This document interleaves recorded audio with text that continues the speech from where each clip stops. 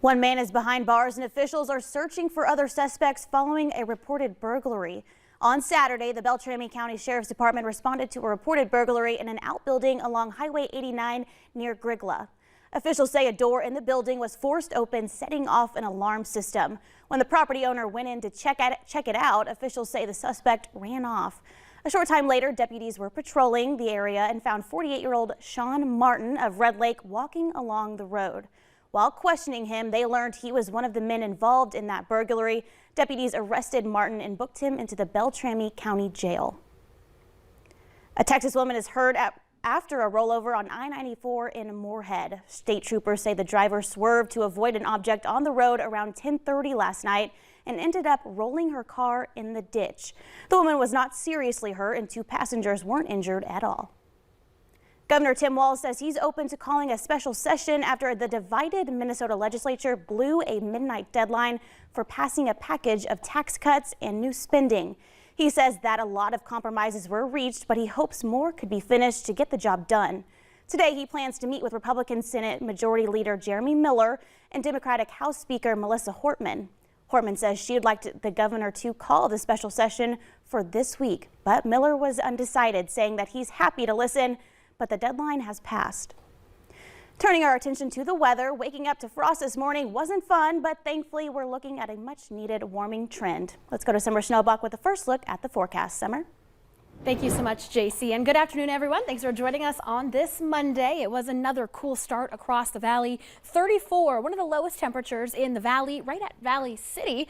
Where we did have a frost advisory was for some of our Minnesota counties, but cloud cover moved in and actually helped keep temperatures the warmest, with some areas in the 40s, although Bemidji did fall to 33 degrees. We've had frost the last several mornings. It's about time we warm things up, although we're still a little on the cool side right now. 61 in Fargo and Fergus Falls, 60 in Jamestown, holding on to 59 in Bemidji and Devil's Lake for your lunchtime hour. Satellite and radar shows those areas of clouds and showers that were up in northwestern Minnesota. Those are exiting now to the north. Meanwhile, we still have a few showers that have been along the North Dakota, South Dakota border.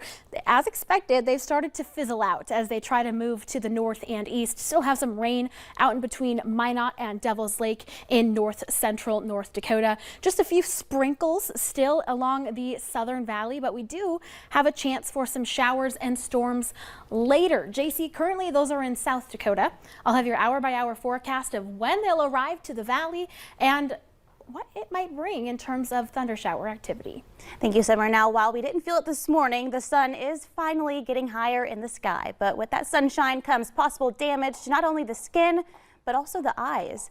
Local experts say the bulk of sun damage to the eyes happens before the age of 10. Children do not have enough chemicals built up in the eye to provide a natural UV filter. The sun's UV rays can cause cataracts, macular degeneration, and scar tissue to form on parts of the eyes, leading to vision loss. While sunglasses can be pricey, experts say you get what you pay for when it comes to protecting your eyes. The monkeypox virus is causing concern among global health experts. The illness is rarely seen outside of Africa, but the World Health Organization is reporting more than 90 cases in 12 countries, including the U.S. So far, the CDC confirmed 1 case in Boston. There are suspected cases in Broward County, Florida, and New York City. Symptoms include fever, headache, pain, fatigue, and swollen lymph nodes. Within several days, a rash develops that progresses to raised blisters that turn into scabs. The illness usually lasts 2 to 4 weeks. Health experts say the virus can be transmitted through body fluids, skin, and respiratory droplets, but it usually requires close personal contact to spread. The Biden administration says parents and caregivers can expect to find more baby formula on store shelves as early as this week. An Air Force cargo plane carrying 39 tons of baby formula landed in Indianapolis yesterday. That's enough to fill more than 500,000 bottles. The specialty formula for babies with allergies to cow's milk was manufactured in Switzerland. The Biden administration says a second flight with formula is scheduled to leave Germany soon and will be trucked to Pennsylvania when it arrives in the U.S. One Texas mother says she's on her last can of formula for her 5-month-old daughter.